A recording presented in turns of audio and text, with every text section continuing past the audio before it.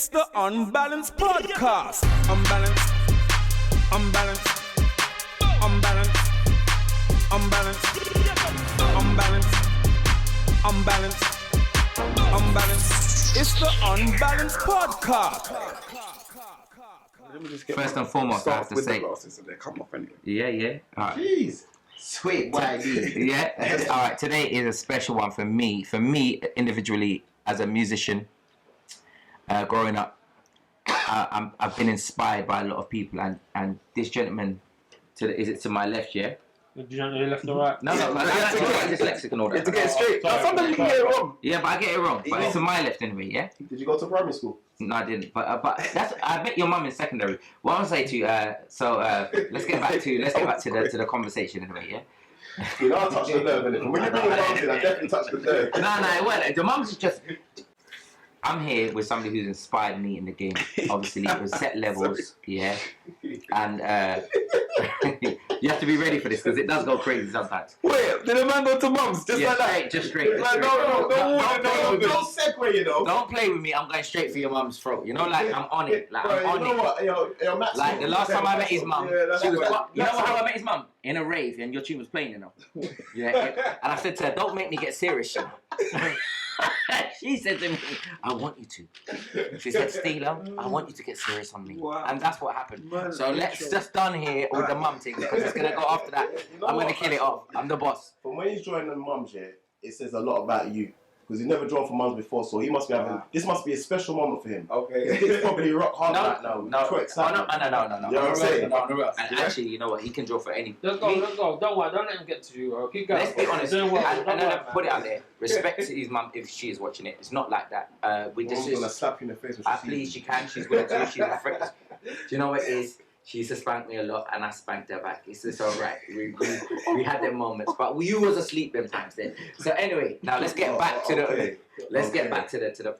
When I was coming up in the game, obviously everybody has their time when they're coming up in the game, and people when you're coming up, you see people up there, and for me, you set levels. Yeah, as a man who's done, you know, I'm a man. I've been in the music industry for a long time, but you've set levels, and I feel like you've inspired a lot of things to come.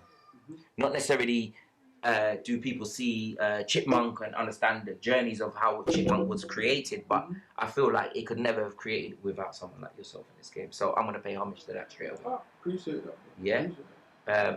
Everybody has their own story to it. So start us off where you began in music, please. This is Maxwell D. Don't make me get serious. I'm going to do the short version. First of all, big up you guys for having me today, man. So, I know each and one of you individually, you know, so yeah, it's just a family thing. So I'm just gonna talk normally like with a group of friends. And also we have to mention that you're the guy in the beginning of our intro as well because you set levels with that as well. So that is a big thing for me. Yeah, theme song, Unbalanced Podcast theme song. Maxwell D. Produced it as well. Oh yeah, mad. Thank you so much. No, that's nothing. But yeah, man. So obviously I'm a support for the podcast and stuff. So yeah, it was just like getting me here, it was just timing and stuff. But I'm glad I'm here. And yeah, so I just want to touch on like the story, like the beginning. So I'm gonna give you this like the short version because it's an extra long one. Like yeah. Okay, so the short version will just be I started music by I say living with my dad is where it really kicked off for me. Yeah. When I was younger, I went to live with my dad at the age of 14. And when I was living with my dad, I used to live in these like a 1-bedroom flat in the front room around like bare records. Like it was like a record shop. And just one turntable and a little sofa bed, something like this. Yeah. Like with a little metal springs that weren't even cushioned out or nothing like that. And there was no curtains. It was like, you know, the rug over the thing. It was real. And that was my life for a little while. Obviously, get kicked out of mum's. You ain't got that mum protection no more.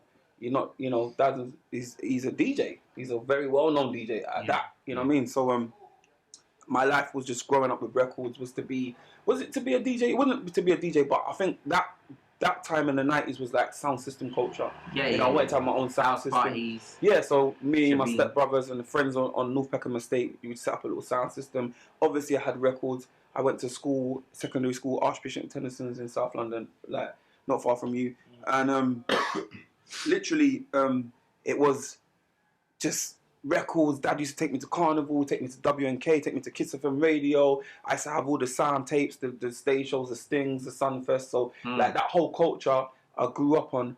But that's when it started actually kicking off to become a something. I say that it was like a little a sound system thing, and then Jungle. Jungle intercepted as it was coming in. But before all of that, when I was living with my mum, like in East London, I used to be like amongst older people than me, like friends from the park used to be older, so they used to take me to places like we used to go to DJ Keithley's under 18s thing, so we'd be in Clapton, so Pegasus, Barry's Dynamo, Chimes, Flower Pot. So I'll be that part of East London, as well as being part of South London, Brockwell So Park. you're travelling from young. Early, because my family's from North West London, so I'm originally like Harlesden and stuff like that. So like, but as a kid, I wouldn't remember anything because my mum, my grandparents, my gran, she moved to Peckham, and then my mum and my dad met in Peckham. You know what I'm saying? So that was my whole family, cousins, they're all from Harlesden. That's where we come from, Jamaica to Harlesden. So with that story being said, that Peckham, all these like the sound system days, you know, like Lady Force, and I also was in a sound system in East London with. Was I do King Melody first? I'm trying to think, what sound system did I do first? I think I was a part of Power Love from East London, Leighton, because that's my mum's area. What age are we talking about? We're talking Power Love was young, because I'll say my 13th birthday party was in my mum's house in East London. So 14, I was living with my dad. So say Power Love was 13, and then when I went to my dad's, I'd done the same thing again. King Melody was the sound system over there with some people on the estate. And that was the time of what? Let's say 95. Yeah, we're talking about 6.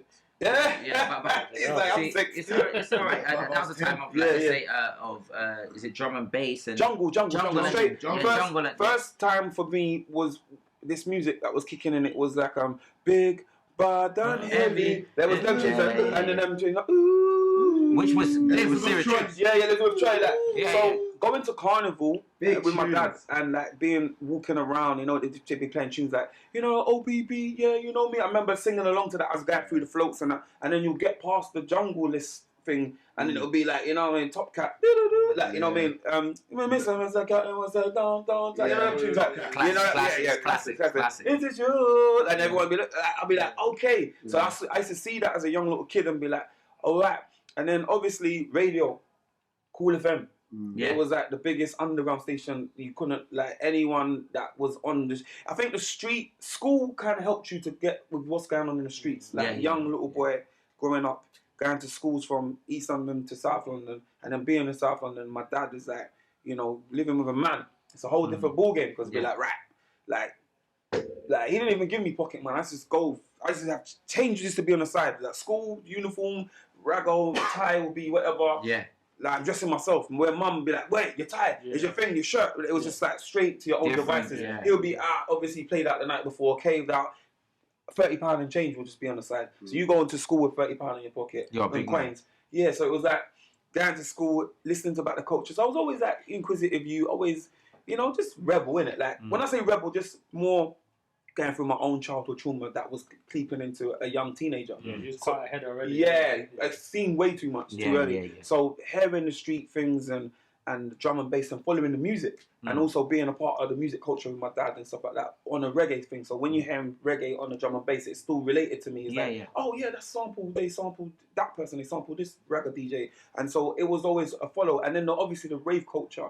But where I was so young, I would always like, you get the tapes, innit? Like everyone be listening to the little cassettes. That was, and you hear the whistles and horns, and you'd be like, "Oh my god, I need to be there." Yeah. And then my uncle as well. To be fair to my uncles, like they used to listen to Acid a lot. So I used to be like, you know, Acid.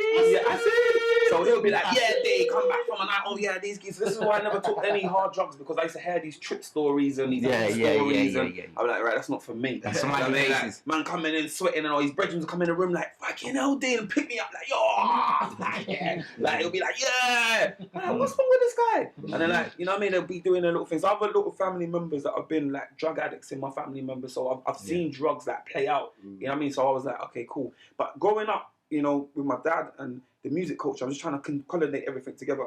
With my dad and going to Carnival and all of those things, it kind of prepped me like to, you know, I knew the tunes by the labels. I used to have obviously my dad used to take me to Jetstar, so I was to clean out Jetstar's belly. So he'd be like, yeah, Dad, let me get some tunes, and he'll be like, alright, go on, put it on my tab. And so I'll get tunes, and he'll have doubles at home as well. He'll have like Tree, Greensleeve, Buju Banton albums. Man, that's for me. Or I might go to school, swap it with this Don. So I was just heavily involved. And then one day we went to Nottingham Carnival. I never forget. So it's one of my biggest things, whatever happened to the start. That's why I'm saying it. He said, like, I don't know. We went there early. I was there all day, bought food. You know, young kid, you're just there to follow your dad. You bring the record box, you select the records for him, and he's like, all right, go on, you, go on. Like, he just said, go on, play, son, go on. And I was like, what, really? There's only like 20 people in there. It was like not in the carnival, but in one of the big, massive park things. So like, I was like, all right, cool. So I played a couple of tunes, and I'm hosting it, so I'm selecting, yo, I have some Buju Banton and Red, just to put in on my thing, and little boy. And I fill it out. 30 minutes later, the place was wham! Because it's carnival, isn't it? So everyone just like the tunes. But you held the crowd though. Because I held it. I was gone. My dad was like there. It was one of my biggest highlights, seeing like sea full of people, yes, man, wheeling up the tunes and defining moments. You know, like just I don't even know what I was saying. But for a young little 14 boy to get that much frequency, that much love from a crowd, it was like the penny dropped. I belong here. Like I belong here. This is the feeling. I should be. Yeah. So that was my journey. So for obviously going out, sound systems, house parties, whatever. So when you know, being the music and the street kind of went together.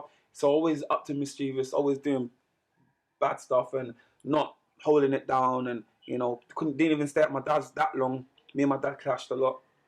Going back to my mum's, and then going back to my mum's, and I think all that traveling, uprootedness, I never was ever settled. So I think I just went back to East London and then carried on linking other like crews and street and going through the music. So for me, the music thing, like that was it. That's where it really started it. And then that's when Maxwell was born in Jungle, when I decided like, right, actually I want to be an MC. Like this is what I used to go to. I met Nicky Simpson because he used to go to the same park as me. So I've known him and his brother from... That's my man from Intent, isn't it? So like, and then him and his brother Clayton, and them two, they used to go to the same park as me. So obviously his uncle owned Living Dream, which was one of the biggest, like an Orange. So that's like Hippodrome, 4 o'clock in the morning, and then you obviously had Equinox, Voodoo Magic. So they were like the two biggest jungle raves. So he was like into the culture of jungle culture, because obviously he used to go to the raves of his little picnics of like, you know what I mean, we're like 15, 16 going on. I'm 16, 15, and we're going to, you know, we're getting like guest lists to go into the race. So obviously as a little 16 to 15 year old, I think I was 15 going on 16 or 16, going in there and looking at it like and experiencing it like, I'm like, whoa. And I just be memorized. Steve Hyper D was just my favourite. So like all these different MCs, and I'll just be watching Steve Hyper D because he sounds like yard. I can relate to it. He was skilled. He got the most reloads. He had the most crowd interaction. He got every drop. You know, we was just fans. I was just a fan. I was sold. I was like, that's it. I got all the tape packs, Nicky Black Market, Steve Hyper D, and that was it. I was like a lost puppy in jungle. I used to go to the record shops. I used to me and Nicky used to hang around. I used to flip in. Kenny Ken lived on the road near my mum's house. I used to see his red BMW fly past the road, and I used to just be on him like, yo, Kenny Ken! And I mean, just to get his attention. And cut long story short, that was my road. That was my road until I actually ended up getting on Cool FM. Where did Maxwell D come from? Where did that name come from? Just my friend, one of my I was in foster care as well. There's so much things I could touch on that I'm most probably going to miss. But when I was in foster care, his mum used to foster me, my friend. Like my brother. He's from Leighton. And I just bad, just on the street, doing whatever. And I think he said something to me. What did he say to me? He said it to me recently, actually. He goes, there was one program of some guy, Maxwell, he was a crook. And he was just up to no good or whatever. And then one day we was doing something, I don't quote me when he goes, you're just a Maxwell, man. Then that was it. That's your journey with that name. That was it from a kid. And everyone just laughed that day. You know, everyone was laughing. And every time everyone said, you're Maxwell, man. You're just a Maxwell. And the man's like, what is actually a Maxwell? He's like, that's some guy that used to just dress like slick and be a crook. Also, I didn't get to say big up Sun Rum, because you know what, obviously Sun Rum here is our official sponsors on this one here. So, you know, Sun Rum, Matty. We got Maxwell D. It's alright still. Yeah, it's alright. So where did it start? How did it come around to getting into your crew and I'd like you to introduce your that crew and because obviously that's a massive foundation. Okay, so mostly, as I said, growing up in the area in East London and South London, and just traveling around London as a young little kid, you get to meet different people, and I think I was, always on the street a lot. But where I met my crew and the crew as it so was at the time, Page You Go and stuff like that, members like Target and Wiley and those kind of people. It's a big thing. Yeah, well, obviously to the who they are today, as I just know them as people, and obviously I know what they do, and we started it together. But going college with them, we all went to college. I met them in college, so I've gone to Waltham Forest College, just about got in there, and I've got in the college. There's all different people from Tottenham, people from all over Stratford, people from Leighton, that side of the field. And then, there was some guys in there from Bolt E3, and there was also some girls in there as well from Bolt E3. Met one of the girls from their area, liked her. My first mixed race girl, actually, coming from school, like my first lighty. Yeah, and then that's the truth. Back then it was a different thing. It was a real thing back then. There was a time where it was a hot minute. It was, man was just like, it was new. It was new to me. That was you could be ugly in mixed race and still get something. It was real. It was lighties coming all different shapes and forms them times, man. So that was my first lighty, and then I started dating this girl from their area. So obviously she was friends with her male friends with them. And I used to go to their little ends and stuff. And then I think me and Target really just kind of clicked. And then, they were into the same things that I was into. They're jungle DJs and MCs and all following the culture. And, and then they got their little local radio station called Rinse FM.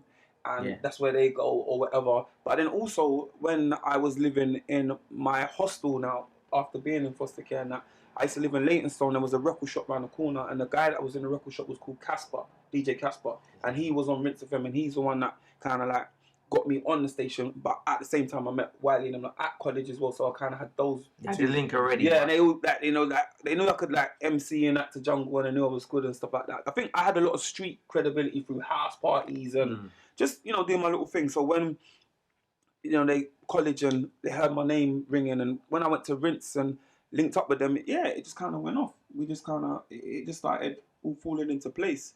But me and Target I used to go to their area a lot and just practice with him, and then they would come and Wiley would be there, and that was it. That was the form of that. But it wasn't Pay As You Go. That was just the form of me knowing certain members from Pay As You Go. How Pay As You Go formed would be like years down the line, me coming out of prison, you know what I'm saying? Yeah. And then like meeting my college friends again, them saying to me, yo man, you're out, we're there. You must got 101 bars, where. But I was on a drum and bass thing. It's all changed. It's garage now. It's slowed down.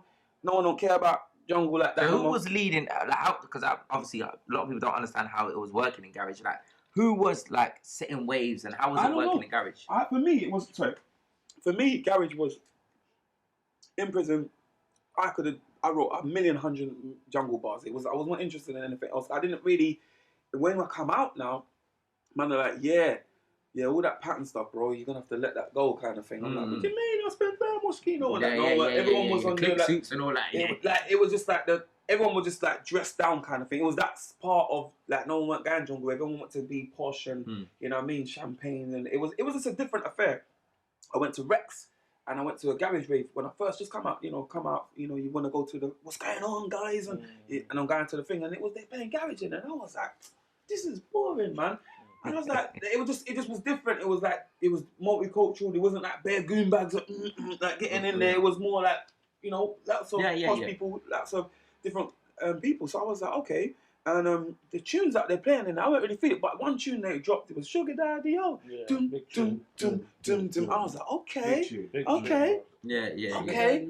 And I was like, all right, I can feel. And then the next tune I heard as Do We Lie, Baby? Heat up the. I was like, I was like, this is soca, man. This is soca. I was like, this is soca. I can get in it, So that was like, I was like, oh, this was like, I could.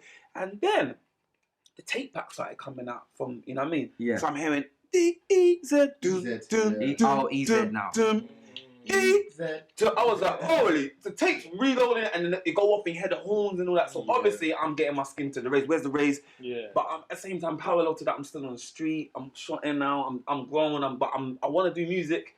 Like I'm going to the raise, and then I'm seeing and Collie was the first point of call for me coming out of prison. Like Guy and Collie, looking at like all the the whole setup. I'm like, oh, this is like jungle. Like I'm like really looking at like a football player. Like okay, I will do my good. I'm like, okay, he's a shutdown, isn't he? Yeah. And then I'm seeing. Then I saw CKP, and I was like, oh, that's a bit of me.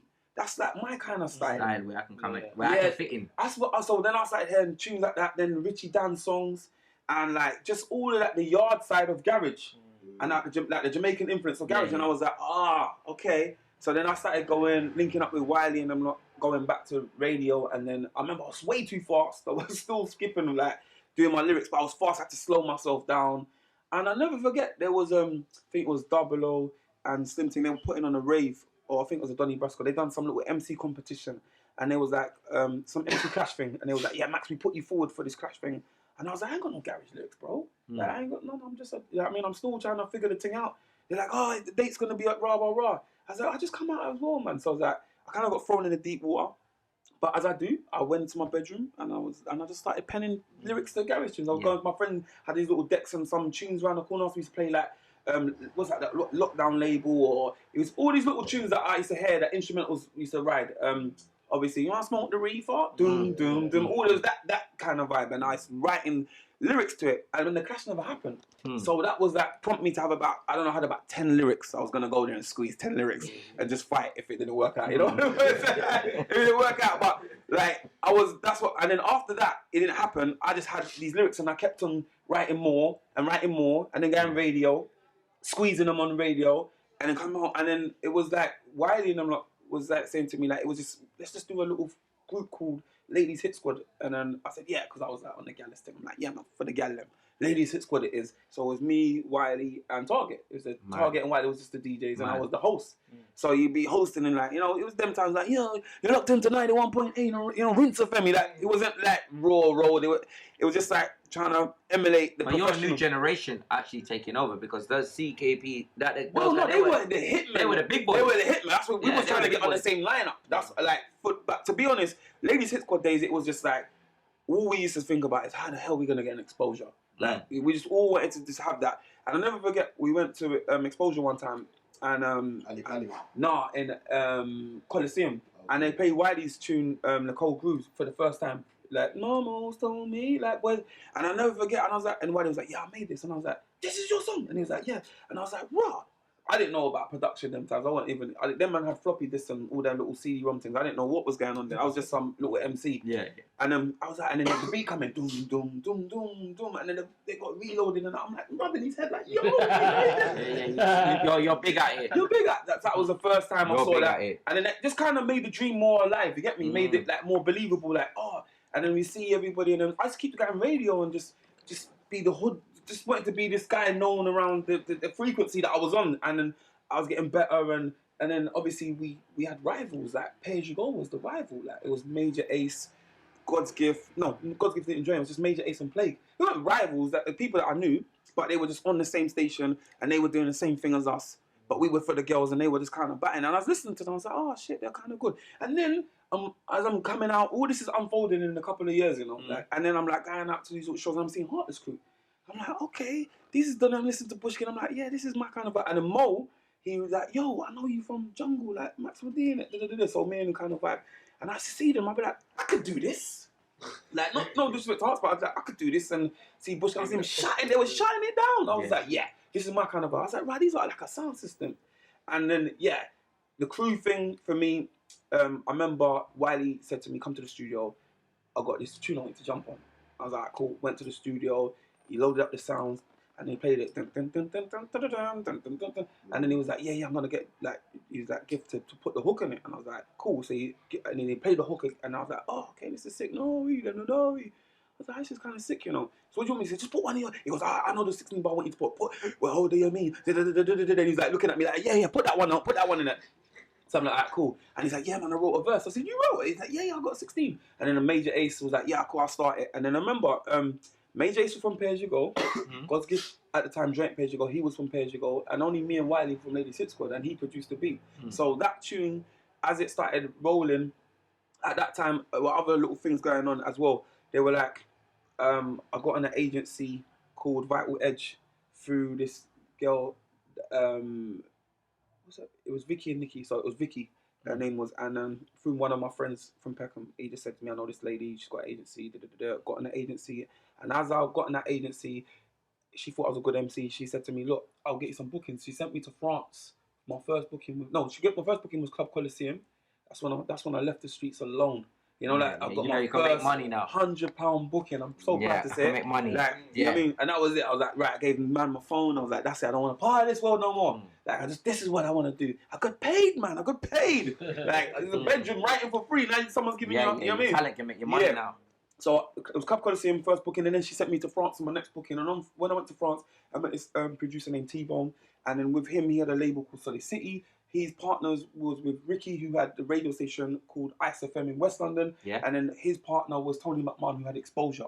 So they used to have their little West London FM just locked. So when I met him in France, I'm like, yo man, like I got a little crew. Well, at the time I wasn't saying a little crew. We got this tune. And and I played him the little Noe and a hissy TDK 90, and he was like, yo, this is bad. Who makes you? I said, no, my brethren White. He goes, yeah, bring it to my studio. His studio was in Whitechapel, Master Step, Shy FX. They were all in that little studios there. So I've gone there. I bought Wiley there. He's gone, yeah, I want to sign a tune. Wiley was like, whatever. I left there. Wiley's pressed it up 1,000 on white label. Went out, tried to sell it to the shop. He sold it to the shops and whatever. We heard it in a few little raves, whatever, and that was it. And then I forgot about it. You know, T-Bone, I was doing other stuff with him, and then one day where was we? I think we were somewhere, and the tune was just like getting wheeled up. All radio stations started playing it. But what happened was T-Bone, Wiley went, well, not behind my back, but he went back to T-Bone, signed him 3 tunes. Noe, I Will Not Lose, and Terrible. Yeah. And he gave him those tunes and then put T-Bone on. He just put Noe through the machine. He was like, all right, cool, I'm going to power play it on Ice FM. Like every advert. So we're from East, the tune's getting played in West, and then everything else just spreads and grows.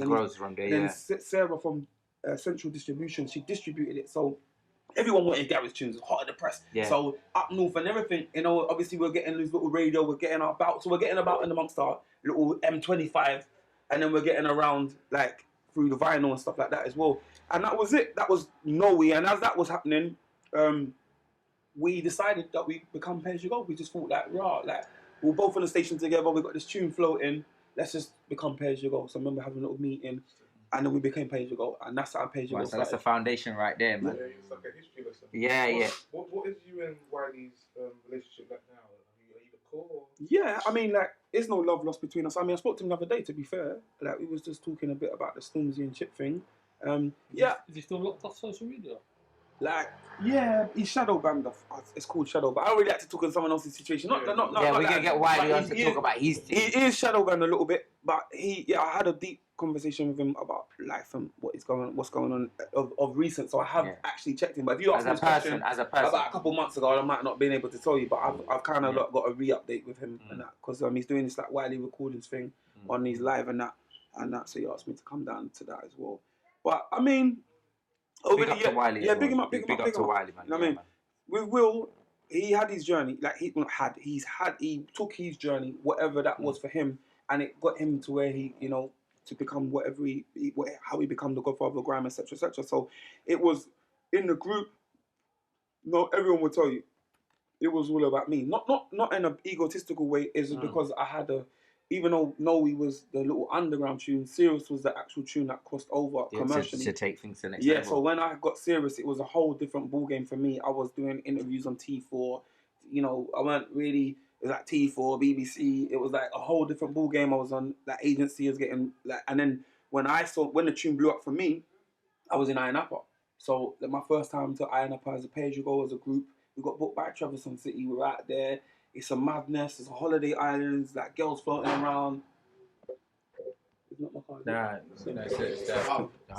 So I get scared, guys. Yeah, this is a mad area as well. I literally thought something went crunch. That's supposed to have one of those days. But yes, so guys, just like So what I was gonna say to you, sorry to cut short.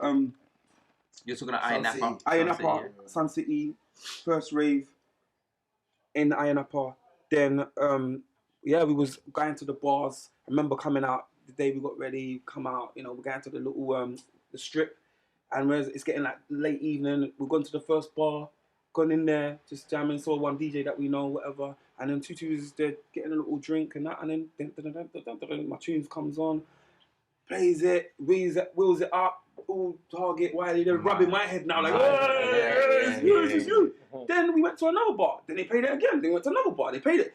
And then that man's going, bro, you're on top you're now. like, yo, you know what's going on? So I'm phoning the label back, like, the guy who signed the tune, Tony for Liberty, and he's gone, yeah, when you get back, you got loads of radio interviews, like, your PAs, like, it's just starting to happen. And you got a check as well. It was a lot of stuff going on. It was all too fast, to be fair. It was just happening. I was like, how old was you at the time? I was just turned 21. It's a lot to take. Like, it was only about a year and a half out of prison. Yeah. Yeah, a year and a half out of prison. So I was. Yeah, it was. I hadn't had no time to process nothing. So I was dealing with people on a road tips. So if you met me, then so let's get into the juicy stuff, because obviously people want to know about the juicy stuff. Go for it, Obviously, because we know you from the celebrity lifestyle as well, Uh-huh. of dating Jamelia. Oh, I didn't date her though. Still. Okay, because I don't know the full ins and outs of the story, but that was like, for me, watching as a man. Remember, by this time I wasn't even in the game, so I'm looking and thinking to myself, "Rah, this guy is getting all the top names on him.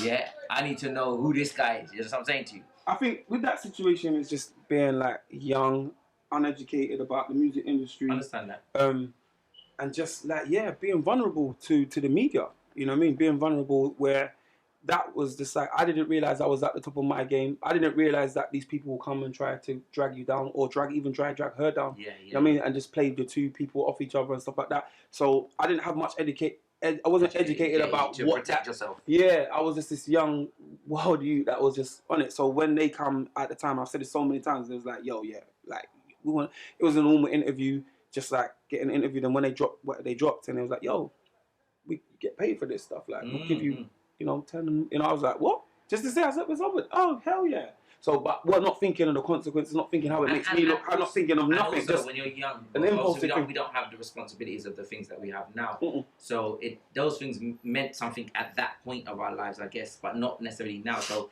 when I think back of the amount of women I slept with back in the day, they don't mean nothing now. But do you know what I mean? But then it was everything to me. Yeah. For me, I wasn't even like trying to drop names. It was just more of a case of like I didn't know what I was really saying, is in get like what the magnitude of what I was saying. I didn't really know the impact. It's only because I had a little thing for Jamelia as well, and I kind of saw you. Yeah, I mean, like, now you kind of just, you know what I mean. You ruined my dream now to get in there. It wasn't really nothing to be proud of. It was.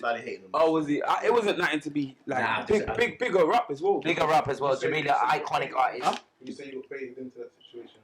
Yeah, definitely. They knew what they was coming for. Like the news of the world, they knew what they was coming for. They a lot of things. Like I look back now and think, I swear they even hacked my phone. How the hell did anyone even know me and her was even in a conversation? Like no one, unless it was someone in my mandem that set me up. Because no one would be able to know. Yeah. But at that time, the information, and it wasn't just one name. They come with like 4 girls' names that. You know what I mean? And 2 of them were correct and 2 of them weren't. So I was thinking, so that puzzled me even. Like, how the hell they know my business? Like, how the hell they know my business? How do you know if I even know these people? Let alone to be asking me questions about my sex. Like, so when you open those kind of ones, it was like, now I look back, I'm like, did they have my phone? On a grander level, to stay on the program with it as well, is obviously that's the impact that you had on the game as well. Because you was that guy at that time where just young, didn't know. The energy was on you. Yeah, I didn't know. I think you don't, because you just living, and every day is another drama. Every day is another hustle, like from label to this to that to this to whatever. You're not thinking. And even that time, I didn't feel like I was even in the hotspot limelight. I feel like it was more on a decliner, as in like we broke up from the crew. Everyone was doing their own separate things. I think grime was more kicking in. You know what I mean? It was a whole different shift of energy when they came. So when they came, it was like, oh yeah, cool, interview, yeah, I want to do it because I want to, keep pushing myself, promote myself. But I didn't know, they obviously knew what they were coming for, but I didn't. So, and then you just get roped into that system. So yeah, it was a sad thing, man. But for me as well, there's a few titans within the scene, and in every industry, there's a few titans, and obviously you're recognized for being a titan within that industry. You know what I'm saying to you? You're a name that is spoken about. There's a few, like I said to you, Bushkin is spoke about. You're spoken about very highly. Well, the early ones, yeah. And made a foundation within it as well to a new generation. I think when we was doing, at a point it was like Cruise, innit? They were dominating. It went from UKG into more or less Cruise, and Cruise kind of gave you grime. So when you say that element, that's all it was about. It wasn't really, for me, I saw Oxide and Neutrino, Casualty on TV and was like, oh my God, them man got Avirex jackets on. They're like me. Like, I wear this on normal day. Like, wow, Roadman are on TV. You know, like, that's my mentality. So I'm like, and they're doing music. You know what I'm saying? So, yeah, that, okay, it can be done. So when I saw a lot of Soul Solid stuff at the early days, I was like, yeah, this is going to be done. What was your relationship like with them like that time? Well, I'm from South. You was all against each other, surely. No, not even. No? Heartless, not even. I was never had any problems with anyone. This is the thing. I'm a traveller, as you say. So most people knew me from out. Like in my class was Face from Soul Solid. So me and him was in Tennyson's together. You know, and obviously like them lot are from like Battersea and stuff. I'm from Peckham. It's not, you know, people know people, so it's not so. Like, yeah, I didn't feel so solid. I kind of just felt nothing but love from them, and likewise, you get me. And Heartless, even as I said, Mo knew me from Jungle. I remember Bushkin from back in like the days of like them man used to do all sorts of stuff with the Garms and that. Like they was one place that someone done and they slept somewhere, or Harvey Nichols or whatever, and they all come to this dance with bare African head. Moschino blazes and that, and I was like, yo, who are these youths? Like, cause that was my thing back in the day. Like, clothes was my thing. I was like, I'm trying to get these garments, you know. How comes about 4 of them I got them? They're like about $5 for the blazer, like $7 for the bottoms. Like, I'm thinking, and I think, yeah. So and I remember kept on seeing Bushkin like from kid days. Yeah. In them days. So when I saw him in Heartless Crew, I was like, I recognise this youth. So anyway, he's always stood out. He was a black still. He was on the road. And he's always stood out, and he's always kept up with that as well, being unique in his fashion as well. Yeah. So when I met him, he was nothing but love as well, obviously. And then through Nicky Slimpton, Nicky had to raise like Rumble, and you know, but them. And this is even before we drank Pay As You Go. Even they had a little like Pay As You Go, and Heartless had their little thing. Well, Bushful Ace was biting his bars, and they had their own. That's before I even was in Pay As You Go. So then, you know, but then at the same time being around Nicky. And because he was around them, he was like proper around Bushkin and them lot a little bit, like just, you know, entourage maybe.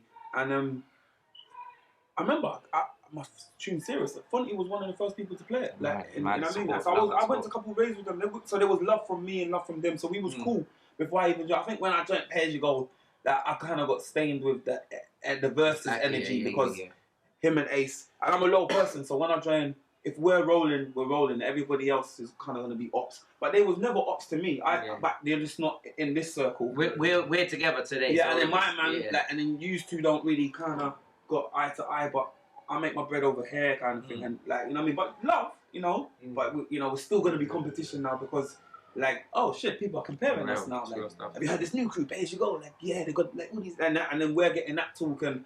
No, I don't like them Heartless, you know, like, and it's come, no, man, I'm from South, man, Soul Solid, what do you mean? And it was that, is that. So now we started getting in the mix. We as the listeners needed something to rep, more so than just to listen to, so everybody was repping something different. I think, for me, with us lot, a lot of it was, like, yeah, I was always going to come with what I came with for the street. It was only going to be street stuff I was going to talk about, there was nothing else.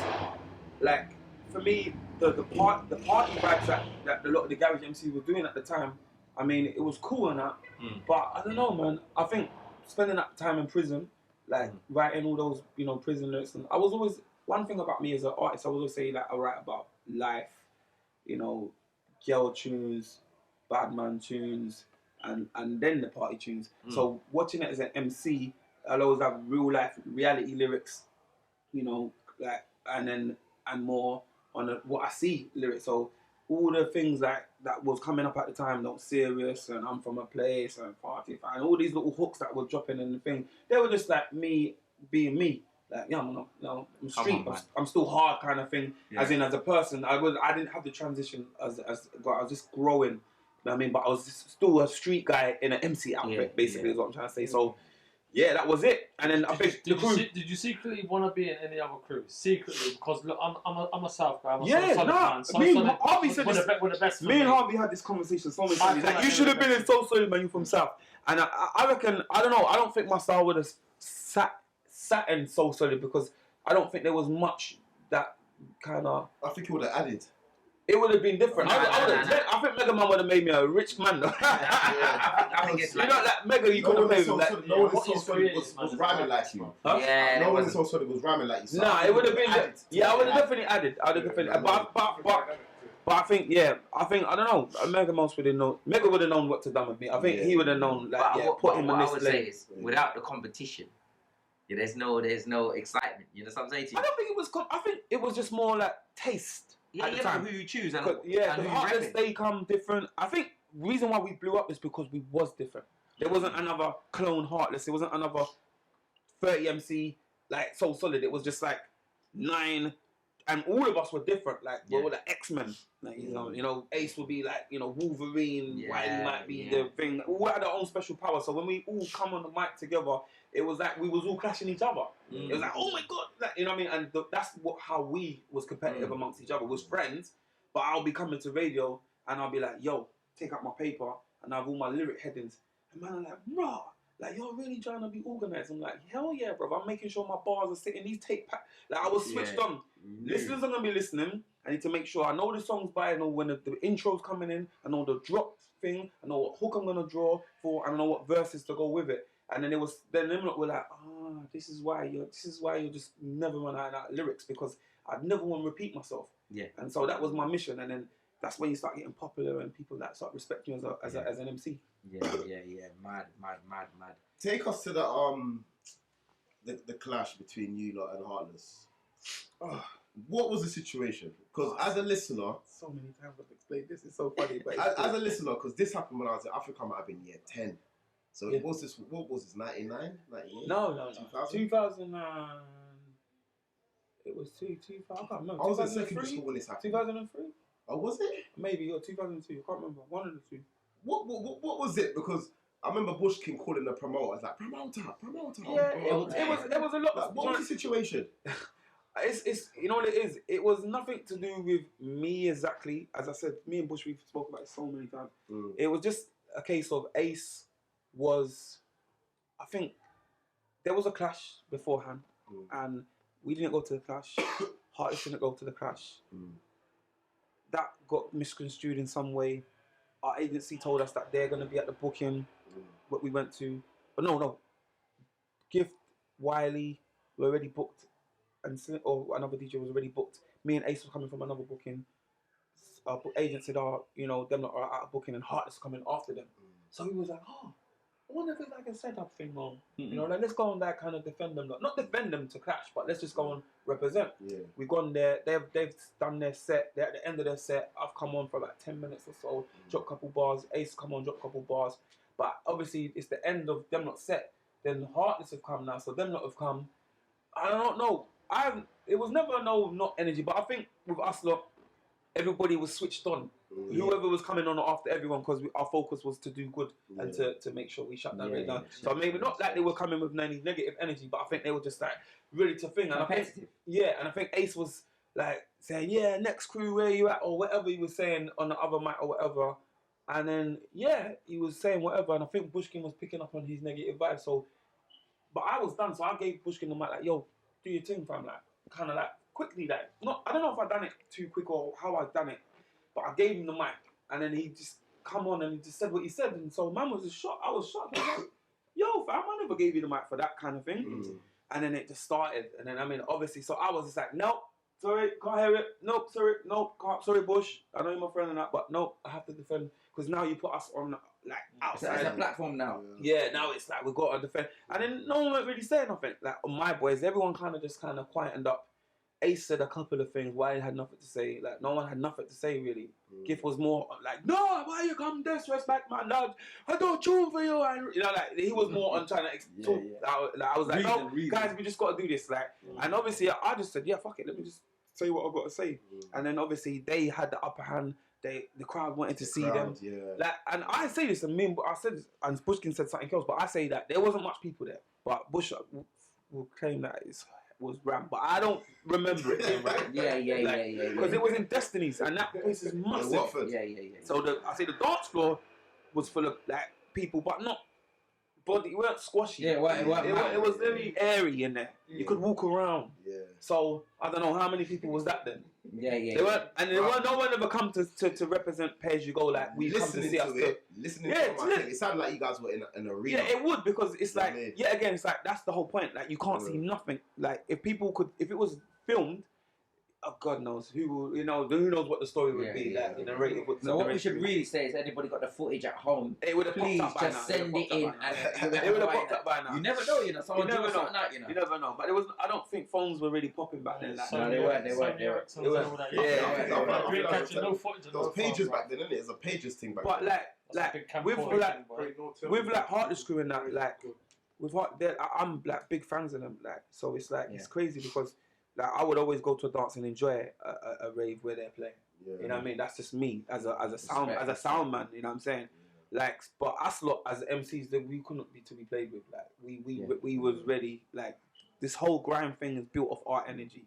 You know what I mean? Off that MC energy, off that back to back. Like, and things, and you know what I mean, and taking it. That MC culture was based. Because MC just run the rhythms. We just wanted to run the rhythms. You brought the road thing to the culture as well. Yeah. Because I was listening to you. Like I'm telling you, when I was in school, like every German lesson, me and the man them are listening to you lot sets on Walkmans, bro.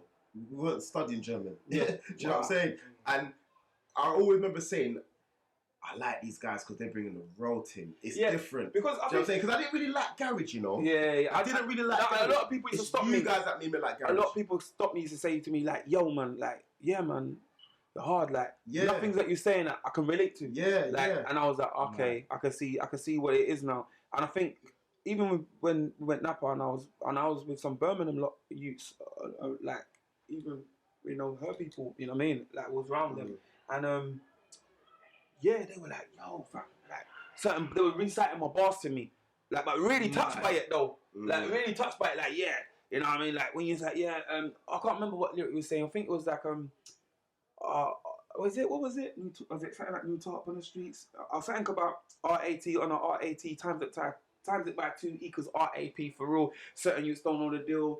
I got two youths named Fred and Bill. Fred is 9 and Bill's 32. You know, like I was dropping all these little strap talking and these little bars and that, and they were getting my flavour. They're like, they were like, this guy ain't really talking about stuff. He's obviously seen and been around stuff to be talking about it like that. So they just warmed to me. So I think a lot of the rude boys and the street culture was gravitating to us because we brought, and Giff was, giving the same energy as me as well, and Ace would come, and then Wiley would, you know what I mean? He kind of popped up later, halfway through the crew was already kind of built. Like, the main MCs, the frontline MCs were me and Ace. We were swinging, because I used to do a lot of shows with him, and we used to write together. Not like lyrics, but I used to be like to him, look, bruv, you gotta write hooks.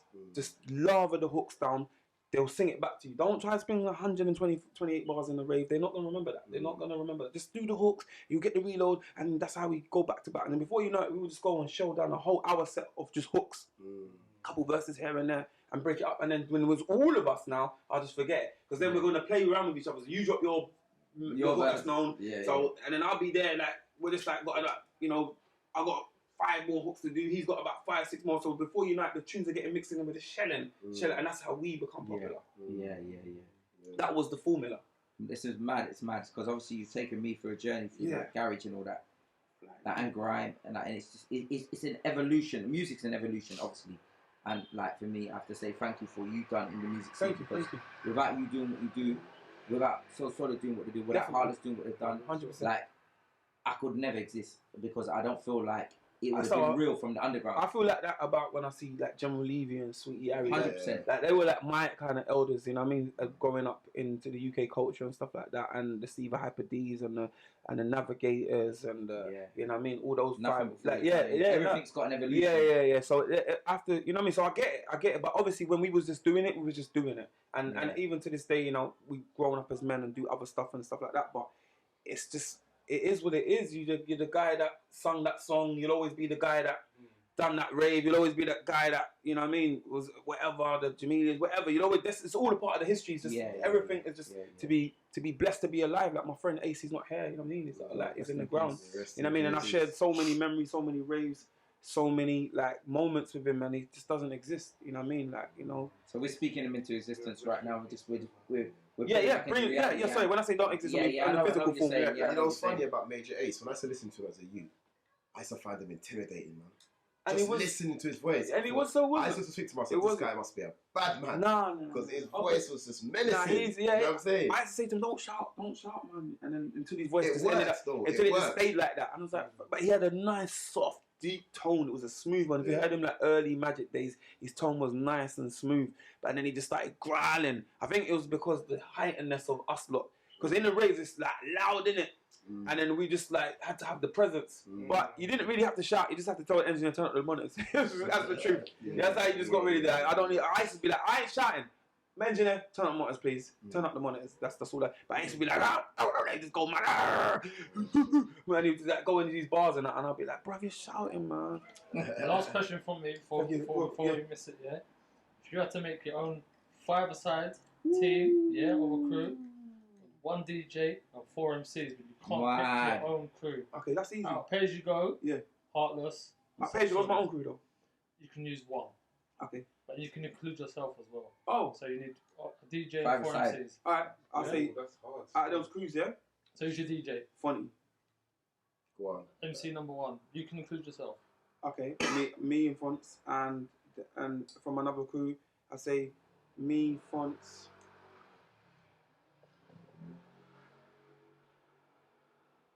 MC wise, I'd go for. MC wise, I'll go for. Techie. And I've done sets with them. It's hard because. Appreciate people in a different way. Yeah, like Asher's the artist for me, Swiss is the artist for me, but MC, Mega. That you connect with. Let's just say. You, Fonts and Mega. Mega, yeah. Well, I say wait, because Romeo is a problem as well. So like it's hard. Romeo's a problem. Romeo, Asher, and Mega are the problems in Soul Solid. Don't get me wrong. Mac is hard as well. Like whole of Soul Solid are hard. Oh, Lisa, everyone's hard in Soul Solid. But when we're talking about MC, for my favorite, like the favorites that I would like, it would be Mega. MC wise, it would be Mega and Romeo. Definitely, so I've seen them leng it, but artist wise would be Asher. So you're going with you, Fonty, Romeo, me, Fonty, Romeo, 2 more, Mo, Mighty Mo, me, Fonty, and what? One more.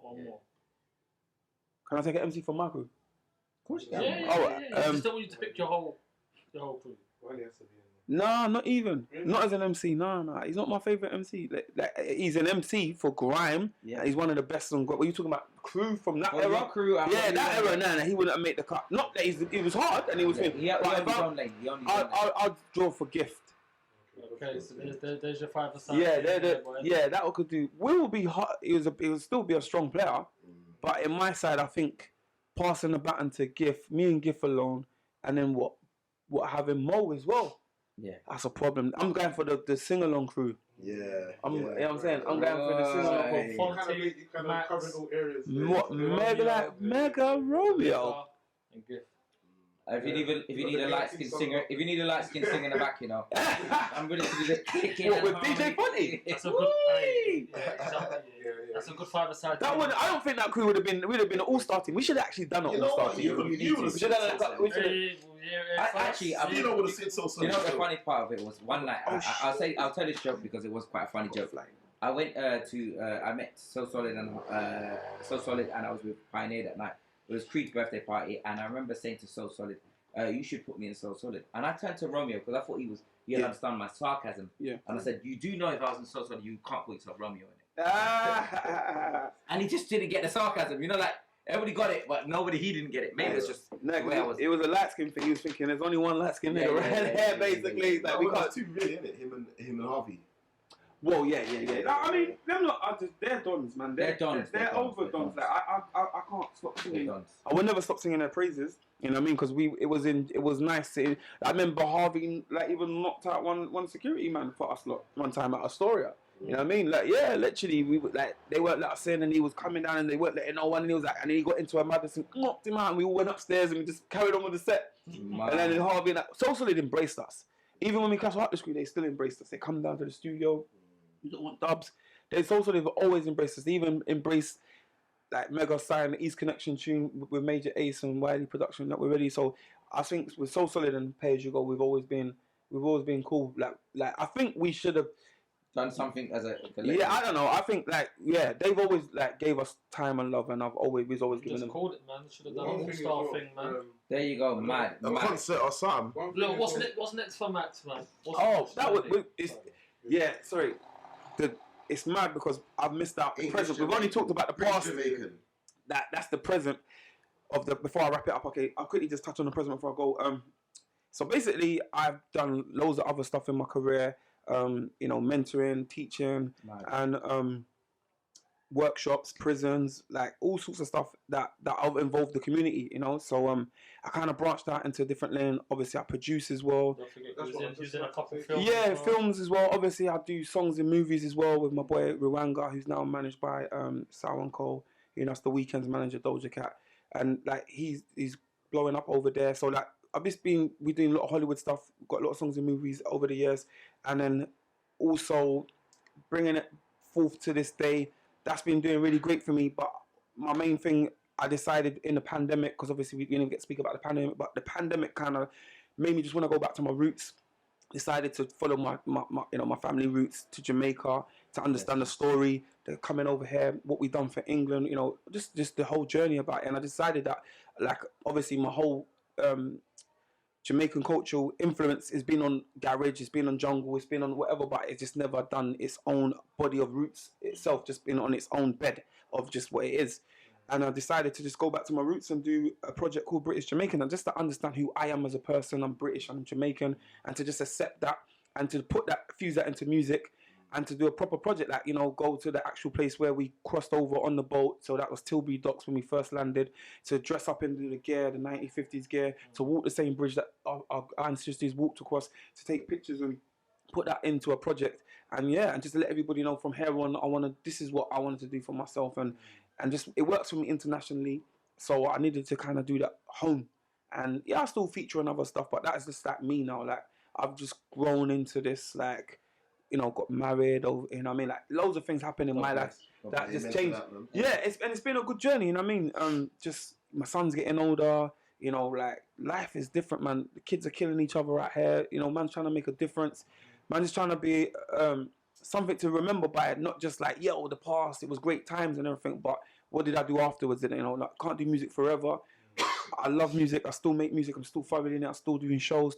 Obviously, pandemic slowed everything down, but now everything's open up. Still going back to the ball game. But to be honest, I've been more of an introvert now. I'm very, very picky with my energy. Like, I'm hardly want to do anything. I don't really want to see people. My new name's EZ. If you see me on the stage, that's it. You won't see me in no VIPs. That's it. That's it. My new name's EZ. That's it. Anyone asks you, that's Max EZ. Yeah, I'm a ghost. Like, I will see everyone, I'll say hello, I'll say goodbye, but I'm not really, I just kind of got in everybody's energy. Yeah, I'm very funny now, and it's not like against anybody. So if you see me and like you thought, oh, Max was a bit funny with me, it's not that I'm being funny. I have a mission that day, I'm going to my place, we can, talk one-to-one on a personal day. But when it's like the whole, like, can we take a picture, come here, man, just drink up, man, vibes, and hanging around for what? I come to do my job, get my pay, and I'm off. You know what I mean? I've got love for the scene. That's me. So I'm eight away from 5-0, so it is what it is, bro. You know what I mean? We have to talk. You know what I mean? Grown. Well, present yourself well. See you, bro. Keep using that cocoa bottle. You look 28. I still try to thank you, bro. But I will come back, like, and a more chill back and give you like the more of the belly, because this is only like a fraction of it. I know we can get more laid back. I started off on a crazy. But you know what? Thank you to Aaron for getting, because obviously we know that your connection with him is very tight. So. Oh yeah, no, these are work closely in the schools with these lot. You know what I mean? Like, they see me on a day to day. They seen all my different types of moods, like happy, sad, whatever it is, dramas, whatever life. But even going through that journey was a new journey. And these lot have embraced me. You know what I mean? So it's like you get to meet different people, all different walks of life, and it's been great. So that's what I'm saying. Like, music was just like one mission, and then it's just gone. The branches have just come off. And now I can just look back and be like, I feel like the journey has been a positive journey, and also it's been a great journey to actually to pass to somebody and say, like, actually look at this, like, if I can do it, coming from the gully. And I before the person who was interviewing before me today, I was listening to their story and I was thinking, like, you know what, like, everybody has a serious journey So when we were seeing people walking up and down the street, like, There's a story behind everything. ain't nothing to say hello to a brother and say wagwan, fam. It don't mean nothing. You know what I mean? Because you just don't know. It's what important to do that. Yeah. So I just want to leave that with that. Can we attach the prank phone call to the end of this one as well? That we have. Yeah, and no more prank phone calls. Yeah, They don't work. I forgot about that. They don't work. They don't be working. They didn't work. They don't work. You know why you can never prank someone like me? Because I know who I'm talking to. I know. I don't really. If someone stranger phones me and you come with anything, I'm gonna deal with you professionally. And as soon as you flake, you're gonna get locked off. What was it? He said then. He referenced. India. I remember I was listening. I was like, babe, come on. Look at this. Look at this. I was like, babe, come on. Put that speaker. She was like, I was laughing to myself thinking, well, for starters, bro, like, yeah, I'm not gonna. We're gonna. That's it. Because Maxwell asked you where did you get his number from, and you said a name, and then Maxwell was like, oh, she gave it to you, and then it's like, I knew that you knew it was a prank for them. Yeah. She ain't getting out my number for that. She ain't gonna let the booking go leave her. Yeah. So that's what you killed it. Yeah, that's it. Why is she gonna let her booking and then let the bag contact me? If you want to nominate off camera who we should do next, we're gonna get somebody. Boy, there's Like, comment, subscribe, leave your comments of who your 5-a-side team will be out of Here You Go, More Fire, and so on. More fire, heartless. Yeah, man. Intro and that. You blessed us from the beginning. Yeah, no, anytime, man. Foundation. Thank you. Yeah, no, of course. I told you I would always wait when you got needed. Maxwell has a lot to do with this podcast. Yeah, man. A lot more than you think. Yes, You know what I'm saying? The intro, everything. Gave man guidance. Like Maxwell personally told me. Remember when you telling me like, this is the equipment you need to get. You need to get this. You need to get this type of light. You need these kind of microphones. You know, it's sometimes for me, I love to be a part of so many things, and it's just time. Like my whole project is just time. But I always want people to do well. So when I'm seeing man get the thing, I'm like, yo, you know, if you need me, just call upon me. I'll break my neck to kind of be here, kind of thing. So just keep doing what you're doing, and you know what I mean. Just keep hollering. Love for that. Yes, yeah, man. So when you don't see this is more of like a not a formal interview. It's more like a just chilling with a man. There'll be a lot more. There'll be a lot more, guys. Stay tuned, people. Stay tuned. Travel safely, my bro. Don't drive like a nutcase and crash a car. I'm just gonna get in the neck, you guys. So if you see me with black eye.